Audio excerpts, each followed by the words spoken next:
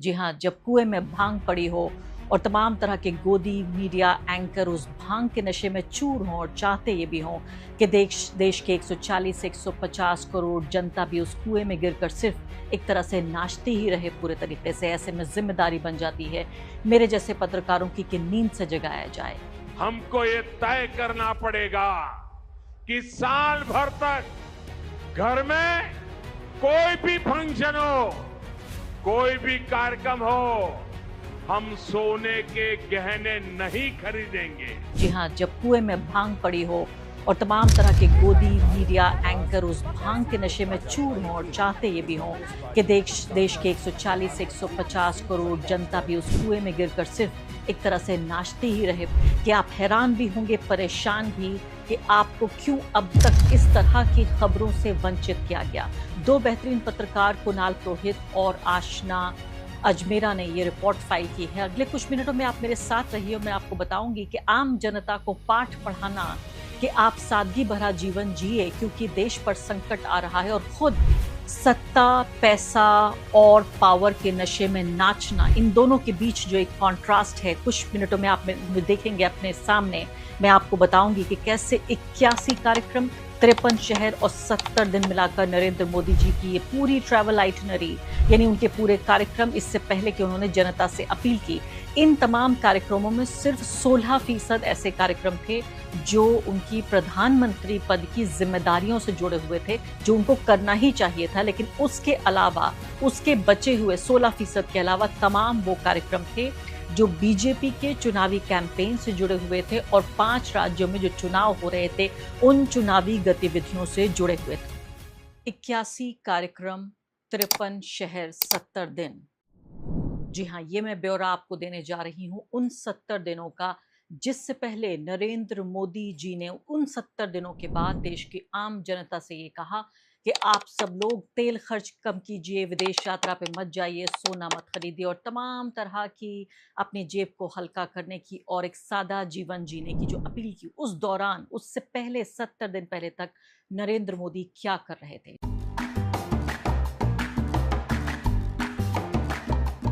जी हाँ, जब कुएं में भांग पड़ी हो और तमाम तरह के गोदी मीडिया एंकर उस भांग के नशे में चूर हों और चाहते ये भी हों कि देश के 140 से 150 करोड़ जनता भी उस कुएं में गिरकर सिर्फ एक तरह से नाचती ही रहे पूरे तरीके से, ऐसे में जिम्मेदारी बन जाती है मेरे जैसे पत्रकारों की कि नींद से जगाया जाए। जी हाँ, एक ऐसे दौर में जहां प्रधान सेवक को प्रधान सेवक नहीं, प्रधानमंत्री को प्रधान सेवक नहीं, एक राजा, एक तरह के भगवान के तौर पर पेश किया जा रहा हो, प्रोजेक्ट किया जा रहा हो, तो भगवानों से सवाल नहीं पूछे जाते, सिर्फ खामोश होकर आंखें बंद करके उनकी पूजा अर्चना की जाती है। ऐसे में बहुत ज़रूरी है, जिसे अंग्रेजी में कहते हैं डेमोक्रेटिक अकाउंटेबिलिटी, यानी लोकतांत्रिक जवाबदेही।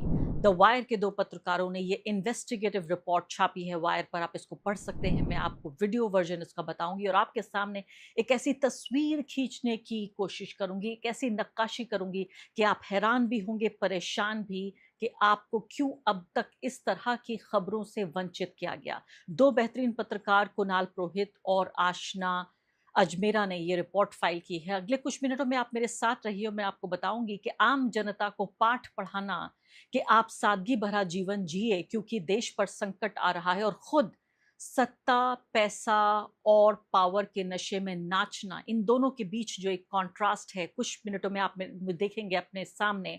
मैं आपको बताऊंगी कि कैसे 81 कार्यक्रम, 53 शहर और 70 दिन मिलाकर नरेंद्र मोदी जी की ये पूरी ट्रैवल आइटनरी, यानी उनके पूरे कार्यक्रम, इससे पहले कि उन्होंने जनता से अपील की, इन तमाम कार्यक्रमों में सिर्फ 16% ऐसे कार्यक्रम थे जो उनकी प्रधानमंत्री पद की जिम्मेदारियों से जुड़े हुए थे, जो उनको करना ही चाहिए था। लेकिन उसके अलावा, उसके बचे हुए 16% के अलावा तमाम वो कार्यक्रम थे जो बीजेपी के चुनावी कैंपेन से जुड़े हुए थे और 5 राज्यों में जो चुनाव हो रहे थे उन चुनावी गतिविधियों से जुड़े हुए थे। तो एक के बाद एक सिलसिलेवार तरीके से आपको मैं बताऊंगी कि कैसे अपने चुनावी कार्यक्रमों के लिए, अपने चुनावी हित के लिए देश को, देश की अर्थव्यवस्था को, देश के लोगों की मानसिकता सब कुछ कैसे दांव पर लगाई गई। सबसे पहले देखिए आप 10 मई को प्रधानमंत्री मोदी ने लोगों से अपील की कि पेट्रोल, डीजल, खाने के तेल की भी खपत कम की जाए।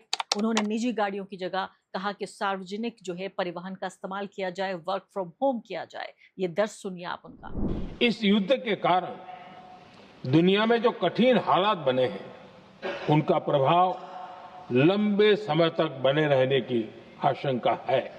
तो उससे पहले नरेंद्र मोदी जी की यात्राओं का क्या ब्यौरा था, उससे पहले उन्होंने खुद कितना सादगी पर अमल किया, दुनिया के बाकी नेता उस दौरान क्या कर रहे थे, ये तमाम फ्लैशबैक आपके सामने मैं लेकर आऊंगी, क्योंकि मेरी जिम्मेदारी है एक पत्रकार के तौर पर कि डेमोक्रेटिक अकाउंटेबिलिटी या लोकतांत्रिक जवाबदेही आपके सामने रखूं। तो आप ये देखिए कि 1 मार्च से 12 मई के बीच नरेंद्र मोदी जी ने 81 कार्यक्रमों में 81 प्रोग्राम्स में उन्होंने हिस्सा लिया। इस दौरान 53 शहरों और कस्बों का उन्होंने दौरा किया। 70 दिनों में 12 राज्यों और केंद्र शासित प्रदेशों में वो पहुंचे।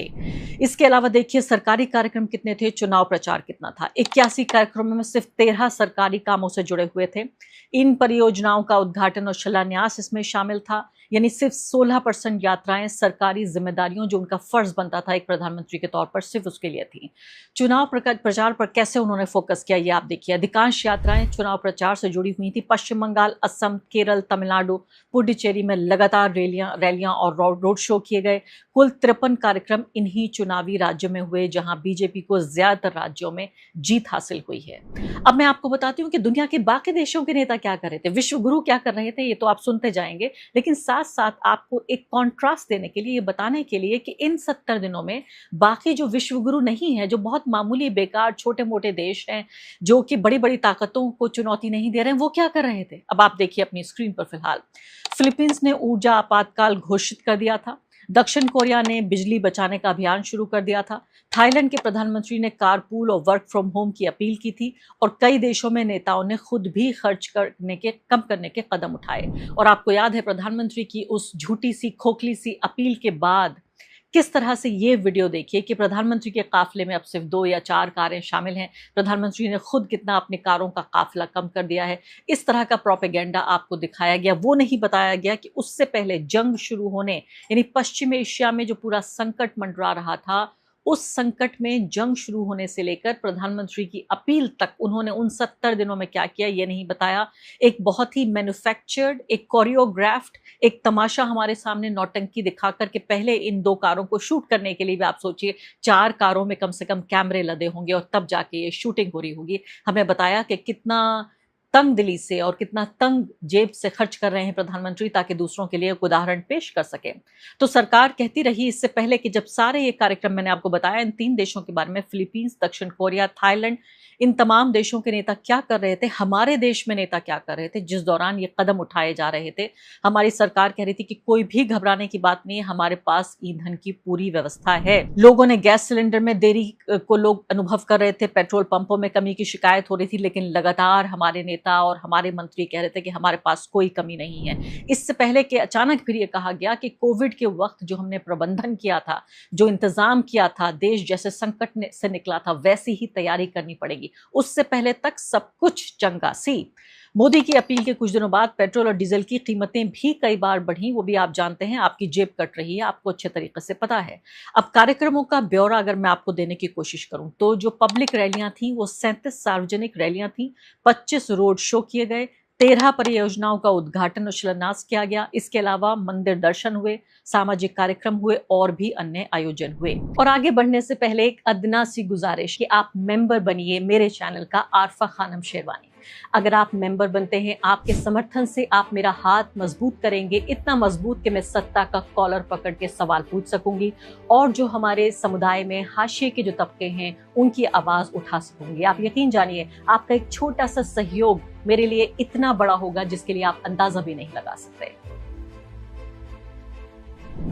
चुनावी राज्यों में सबसे ज्यादा कार्यक्रम हुए और इसे समझने के लिए आपको बहुत ज्यादा किसी, मैं कहूंगी, रॉकेट साइंस की जरूरत नहीं है कि क्यों जिन राज्यों में चुनाव हो रहे थे उन राज्यों में प्रधानमंत्री जनता के खर्च पर, आपके मेरे टैक्स के पैसे से प्रधानमंत्री यहाँ पर ट्रैवल कर रहे थे और जनता को संबोधित कर रहे थे, वोट मांगने की अपील कर रहे थे उस दौरान, जबकि बाकी दुनिया में क्या हो रहा था वो एक छोटी फिल्म भी आपको मैं दिखाऊंगी, जिससे आपको पूरे तरीके से अंदाजा होगा कि हमारे प्रधानमंत्री, हमारे नेतागण क्या कर रहे थे जब दूसरे देशों के नेता क्या कर रहे थे।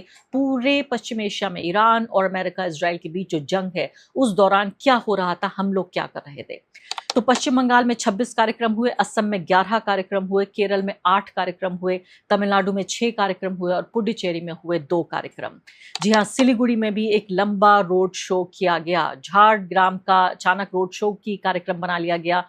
19 अप्रैल को पश्चिम बंगाल के झारग्राम में मोदी जी ने रोड शो किया और उन्होंने कहा कि मैं तो कई किलोमीटर तक लंबी लाइन लगी हुई थी, ऐसा उत्साह तो मैंने कभी भी नहीं देखा और कई गाड़ियां उनके काफिले में नजर आईं। इससे पहले कि मैं आऊं आपको और गुजरात के कार्यक्रमों के बारे में बताऊं, वो तस्वीरें भी आपको पहले भी मैं दिखा चुकी हूं। अभी आप देखिए, मैं आपको ये छोटी सी फिल्म दिखाना चाहती हूँ। ये देखिए आप। पेट्रोल डीजल का संयम से इस्तेमाल करना। साथियों, हमें पेट्रोल डीजल का उपयोग कम करना होगा।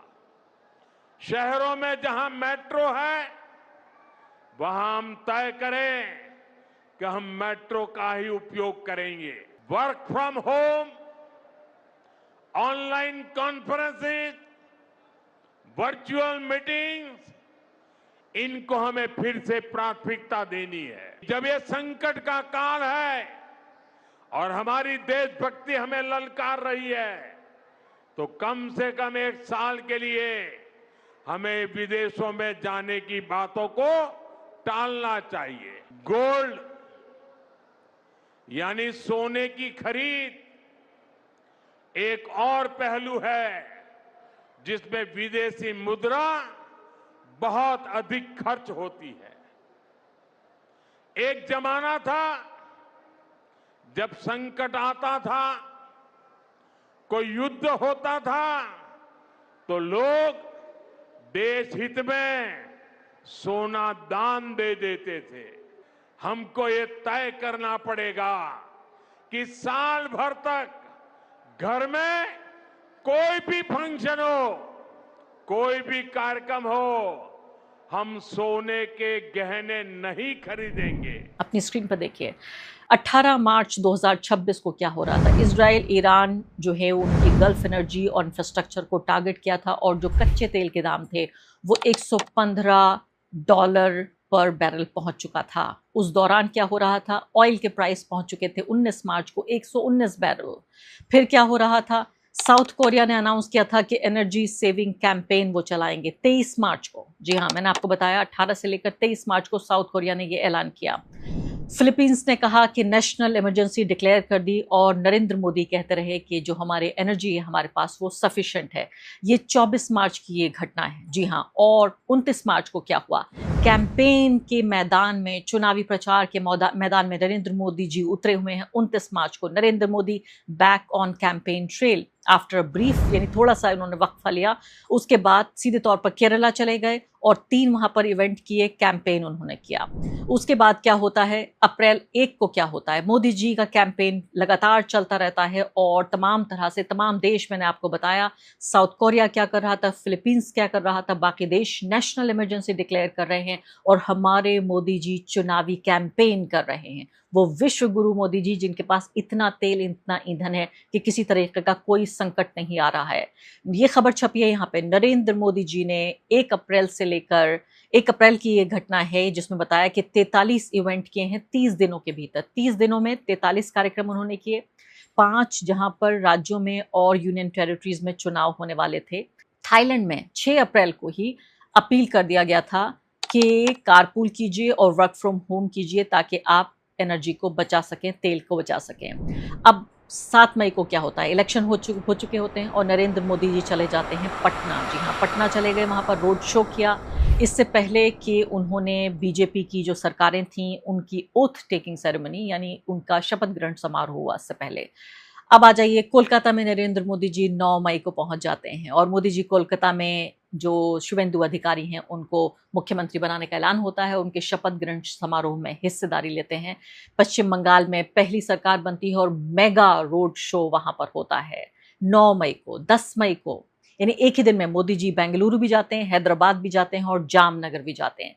दिल्ली से फ्लाई करते हैं बेंगलुरु, हैदराबाद और उसके बाद जामनगर, सेम डे जाते हैं यहाँ पर और 7 अलग अलग इवेंट्स में और 2 रोड शोज में वो हिस्सेदारी लेते हैं। 10 मई को क्या होता है, ये सब कुछ करने के बाद, तमाम तरह का नाच गाना बजाना, तमाम पब्लिक इवेंट्स करने के बाद 10 मई को मोदी जी आते हैं और अपील करते हैं कि देश में बड़ा संकट है दोस्तों, देवियों और सज्जनों, मित्रों, देश में बहुत संकट है, आपको तेल बचाना होगा, आपको सोना नहीं खरीदना है, विदेश यात्रा पर नहीं जाना है, आप बस लीजिए, कार से मत जाइए, वर्क फ्रॉम होम कीजिए। तमाम तरह की अपीलें मोदी जी कर रहे हैं और लोग तैयार हो गए ताली और थाली बजाने के लिए भी। जी हाँ, बेंगलुरु में मोदी जी ने अपील की लोगों से और कहा कि तेल बचाइए क्योंकि तेल का कंजम्पशन आपको कम करना है और तमाम तरह से मैंने आपको बताया कि सोना खरीदने से लेकर तमाम चीज़ें करनी है। और 11 मई को मोदी जी क्या कर रहे थे, 10 मई को ये अपील करने के बाद मोदी जी कर रहे थे 2 रोड शोज उन्होंने किए गुजरात में। ये तस्वीरें अपनी स्क्रीन पर देखिए, ये शानदार रोड शो इन अपील के बाद हुआ। जी हाँ, ये तमाम जो इन्फॉर्मेशन है ये पब्लिकली अवेलेबल इन्फॉर्मेशन है। इन दोनों पत्रकारों ने नरेंद्र मोदी जी का ट्विटर हैंडल और तमाम तरह से जो पीआईबी है उसके जो पब्लिक जो अनाउंसमेंट्स होते हैं उन सबको एक पैमाना बनाकर उन सबको इकट्ठा करके आपके सामने ये तमाम इन्फॉर्मेशन रखी है। तो मैं आपको आ रही थी गुजरात में बताना चाहती थी, इस पर पहले भी मैंने एक कार्यक्रम किया था, लेकिन 70 दिनों का ब्यौरा पहली बार आपके सामने मैं लेकर आ रही हूँ। 70 दिनों में नरेंद्र मोदी ने गुजरात में 10 कार्यक्रम किए और 4 रोड शो किए और इसके ज्यादा। चुनावी राज्य तो अलग हैं, लेकिन जब जब नरेंद्र मोदी कुछ परेशान होते हैं, जब वो दुखी होते हैं, चिंता में होते हैं या बहुत खुश होते हैं, हमेशा वो गुजरात चले जाते हैं और फिर से वो गुजरात चले गए। और वहां तो गुजरात तो उनका एक तरह से उनकी सल्तनत है ही वहां पर। आप देखिए यहाँ पर गुजरात में कार्यक्रम हुए और सादगी की अपील उन्होंने जिस वक्त की थी तमाम जनता से, उस दिन भी रोड शो किया, उस दिन भी जिस दिन ईंधन बचाने की आम लोगों से अपील कर रहे थे उस दिन भी हुआ, सिकंदराबाद में भी और जामनगर में भी। और अगले दिन सोमनाथ में जो तीसरा रोड शो हुआ उसकी तस्वीरें स्क्रीन पर आप देख रहे हैं। और इसके अलावा एक और बहुत शानदार बात जिसको तमाम जो पूर्व जो सैनिक हैं और जो सेना के अधिकारी हैं, खासकर वायुसेना के, उन्होंने ऑब्जेक्शन इस बात पे किया था कि क्या ये वाकई कॉन्स्टिट्यूशनल है जो मोदी जी कर रहे हैं। आप ये देखिए, सोमनाथ पे जो एयर शो हुआ था, सोमनाथ मंदिर में भारतीय वायुसेना की सूर्य किरण टीम ने एयर शो किया था। ये भव्य आपने ये नज़ारा देखा था और लड़ाकू प्रशिक्षण विमानों ने आकाश में करतब भी दिखाए थे, ये करतब भी आपने देखे थे। हेलीकॉप्टर से मंदिर परिसर पर फूलों की बारिश हुई थी। जी हाँ, ये पूरी सालगिरह मनाई जा रही थी और पूरी बारिश हो रही थी। और आपको क्या मालूम है, क्या आपको लगता है कि तमाम हेलीकॉप्टर चलाने में, एयर शो करने में, तमाम करतब दिखाने में, फूल बरसाने में ये पानी भर के किया जाता है या हवा भर के किया जाता है या सिर्फ एक सपना देख लेने से होता है या इसमें तेल का खर्च होता है? ये ठीक एक दिन बाद, यानी 10 अप्रैल के बाद अगले दिन फौरन 11 अप्रैल को ये घटनाक्रम हुआ। तो एक तरफ आप ये देखिए कि ईंधन बचाने की बात करके फिर इतना ईंधन खर्च करके सिर्फ अपने एक तमाशे के लिए, नौटंकी के लिए, अपने शो के लिए।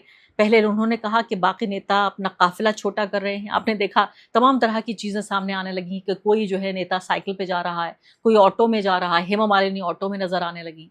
इसके अलावा महाराष्ट्र के मुख्यमंत्री ने कहा, जो अजीब सी बात थी, कि मैं बिजनेस नहीं इकोनॉमी से ट्रैवल कर रहा हूं क्योंकि मैं कम ईंधन खर्च करना चाहता हूं।